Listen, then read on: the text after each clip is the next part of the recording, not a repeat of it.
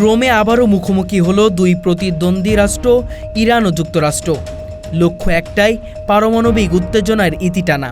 তবে আলোচনার পঞ্চম দফায় শেষ হলো ফলস্রোত কোনো সিদ্ধান্ত ছাড়াই। ইতালির রাজধানী রোমে শুক্রবার পর্যন্ত টানা 3 দিনব্যাপী আলোচনার পর উভয় পক্ষই নিজেদের অবস্থান পুনরায় স্পষ্ট করেছে। তবে কাঙ্ক্ষিত কোনো সিদ্ধান্তমূলক অগ্রগতি অর্জিত হয়নি। ফলে আগামী দিনগুলোতে এই ইস্যুকে ঘিরে নতুন করে উত্তেজনা বৃদ্ধির আশঙ্কা দেখা দিয়েছে। রয়টার্সের বরাতে জানা গেছে, এই আলোচনা সভায় মার্কিন প্রতিনিধির নেতৃত্ব দিয়েছেন স্টিভেন উইটকফ এবং যুক্তরাষ্ট্রের পররাষ্ট্র দপ্তরের নীতি নির্ধারক বিভাগের প্রধান মাইকেল অ্যান্টন। আলোচনায় কারিগরি দিকগুলোকেও যুক্ত ছিলেন অ্যান্টন। অপরদিকে ইরানের পক্ষ থেকে আলোচনার নেতৃত্ব দেন দেশটির পররাষ্ট্রমন্ত্রী আব্বাস আরাকচি। আলোচনায় মধ্যস্থকারী হিসেবে অংশ নেয় ওমান। আব্বাস আরাকচি এই বিবৃতিতে জানায়, আমরা অত্যন্ত পেশাদার একটি আলোচনা শেষ করেছি। আলোচনায় কিছু বিষয় সামনে এসেছে, কিছু প্রস্তাব উত্থাপন করা হয়েছে, তবে বিষয়গুলো পুরোপুরি নিষ্পত্তি হয়নি। এখনও কিছু জটিলতা রয়ে গেছে। তিনি আরও বলেন, আমরা আলোচনায় অংশ নিয়েছি আন্তরিকতা নিয়ে, কিন্তু আমাদের সার্বভৌমত্ব, অধিকার ও প্রযুক্তিগত সক্ষমতার প্রশ্নে কোনো অপসারণের সুযোগ নেই। রোমের আলোচনায় সবচেয়ে গুরুত্বপূর্ণ এবং স্পষ্ট বার্তা এসেছে তেহরান থেকে।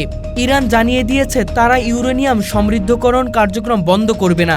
এটি তাদের বৈজ্ঞানিক ও শান্তিপূর্ণ পরমাণু কর্মসূচির অপরিহার্য অংশ। তবে তারা এও দাবি করছে তাদের কর্মসূচি কোনোভাবেই সামরিক উদ্দেশ্য নয়। এই ঘোষণার জবাবে যুক্তরাষ্ট্র বলছে, ইরান যদি তাদের পুরো পারমাণবিক কর্মসূচি বন্ধ না করে তবে চুক্তির কোনোভাবেই সম্ভাবনা নেই। ওয়াশিংটন পক্ষ ইঙ্গিত দিয়েছে তারা পরমাণু কর্মসূচি ভেঙে ফেলা বিষয়ক আখ্যা ও ব্যবস্থা পদ্ধতি নিয়ে আরও আলোচনা করতে আগ্রহী। ওয়াশিংটনের দৃষ্টিতে ইরানকে পারমাণবিক অস্ত্র অর্জনের পথ থেকে থামাতে হলে প্রয়োজনে কঠোর পদক্ষেপ নিতে হবে। এমন ইঙ্গিতে আন্তর্জাতিক পরিমণ্ডলে নতুন করে উদ্বেগের জন্ম দিয়েছে, কারণ মধ্যপ্রাচ্য আগে থেকে চলমান অস্থিরতা এবং গাজা ইসরায়েল সংঘাত পরিস্থিতিকে আরও জটিল করে তুলেছে। আলোচনার সঙ্গে সংশ্লিষ্ট ইউরোপ কূটনৈতিক সূত্র জানিয়েছে, যদি রোমের এই দফার আলোচনাও ব্যর্থ হয় এবং ভবিষ্যতে কোনো ফলশ্রুত সমাধান না পৌঁছায়, তবে সিনাকব্যাক মেকানিজম সক্রিয় করা হতে পারে।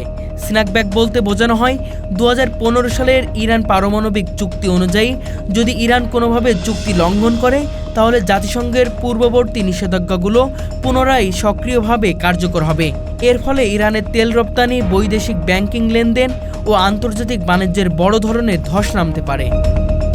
রোম আলোচনার প্রেক্ষাপটে IAEA এর প্রতিনিধিরাও পর্যবেক্ষক হিসেবে উপস্থিত ছিলেন বলে জানা গেছে। সংস্থাটি বারবার ইরানকে তাদের পারমাণবিক কর্মসূচি আরও স্বচ্ছ ও যাচাইযোগ্য করার আহ্বান জানিয়ে আসছে।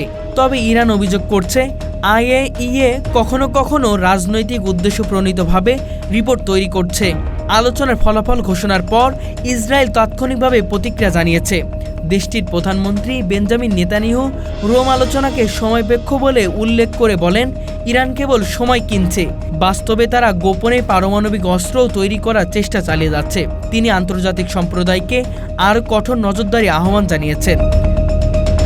আলোচনার ফলাফল অনিশ্চিত হয়ে ওঠার পর পারস্য উপসাগর ও এর আশেপাশে মার্কিন সেনাবাহিনী এবং নৌবাহিনীর তৎপরতা বাড়তে দেখা গেছে। পাশাপাশি ইরানও তাদের ক্ষেপণাস্ত্র ইউনিটগুলো উচ্চ সতর্কতা রাখার ঘোষণা দিয়েছে। এতে করে সংঘাতের ঝুঁকি প্রকট হয়েছে বলে পর্যবেক্ষকদের ধারণা।